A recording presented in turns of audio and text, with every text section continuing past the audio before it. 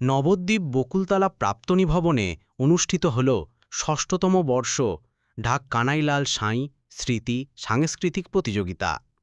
বিগত বছরের ন্যায় এবছর রবিবার নবদ্বীপ বকুলতলা বিদ্যালয় প্রাক্তন ছাত্র সম্মেলনের উদ্যোগে আয়োজিত হল সংগঠনের প্রতিষ্ঠাতা সাধারণ সম্পাদক প্রয়াত ডাক কানাইলাল সাঁই স্মৃতি সাংস্কৃতিক প্রতিযোগিতা। এদিন আমপলিয়া পাড়া এলাকায় বকুলতলা প্রাক্তনী ভবনে আয়োজন করা হয় এই অনুষ্ঠানের।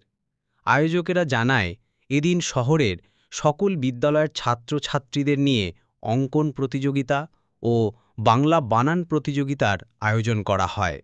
তারা আরও জানান, এদিনের এই প্রতিযোগিতায় প্রায় 650 প্রতিযোগী অংশ নেয়। তারা আরও বলেন, এদিনের এই প্রতিযোগিতার পুরস্কার বিতরণ করা হবে আগামী অক্টোবর মাসে।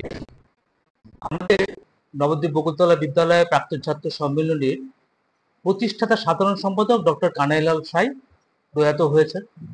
ওনার স্মরণে আমরা আজকে 6 বছর ধরে একটি সাংস্কৃতিক প্রতিযোগিতা করি বাচ্চাদের নিয়ে।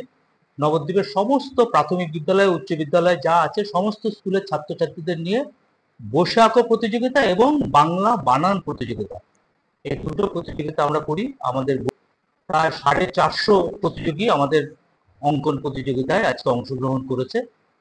তাদের আমরা পুরস্কার দেব আগামী 12ই অক্টোবর। আমাদের এখান থেকেই পুরস্কার তারা পাবে। আর বাংলা বানান যে প্রতিযোগিতা দুটো বিভাগের, সেটা সংখ্যাটা 250, সেটা দুটোতে রয়েছেন প্রেসিডেন্ট নির্মল কান্তি দেব। এটা ষষ্ঠ। আমার নাম ডক্টর বিপ্লব পাল, আমি এই সম্মেলনের সাধারণ সম্পাদক।